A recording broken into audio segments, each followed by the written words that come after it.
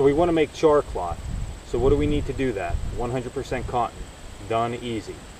Well, not so fast. We need to think about there's different types of cotton material that we can char in order to have effective fire in all types of conditions. So stay tuned and we're going to get started. Okay guys, so when we think about cotton and making cotton char, we normally just think 100% cotton, we're good to go. But the reality is there's different types of cotton that we can use. And I brought out today my 4 favorite types of cotton to carry. And I think it's a very valuable thing to carry different types of cotton char in your char tin, depending on your weather situation and your material that you're making your bird's nest out of, because each are going to come into play in a different way and help you conserve resources. So let's talk about each just quickly. So right here I just have normal 100% cotton, and this was a bandana that I cut.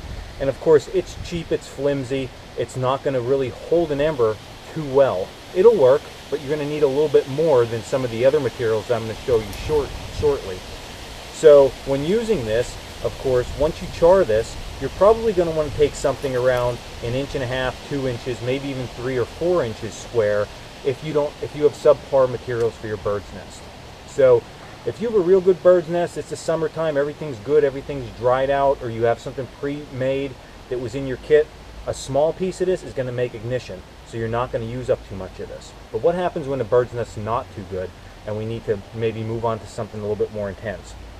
Well, this material here, this is cotton flannel. And cotton flannel is my choice to go with for carrying cotton in the wilderness type environment for a couple reasons. Number one, it's very absorbent. So for medical purposes with blood or anything like that, it really soaks up a lot of fluids.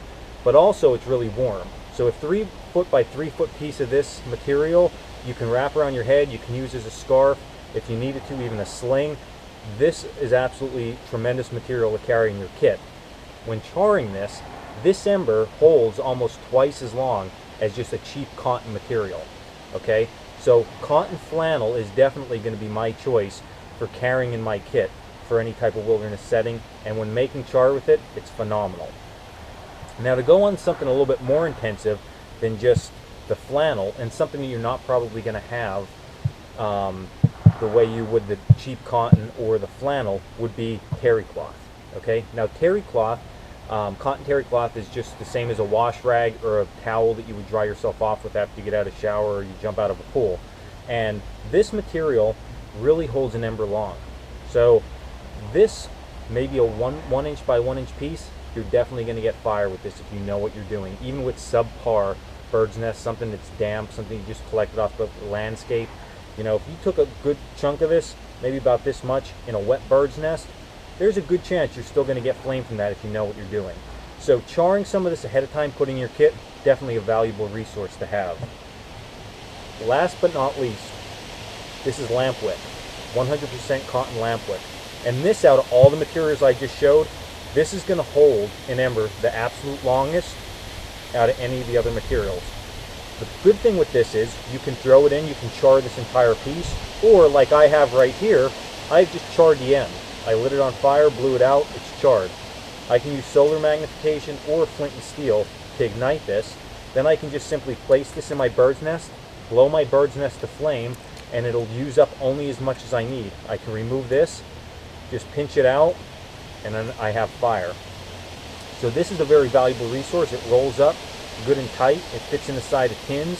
So this is another thing definitely I have in all my kits. When I put some type of emergency survival kit together, or an emergency fire kit, I always have a couple pieces of this in, just because I think this is tremendous material to get an ember going and get a bird's nest started.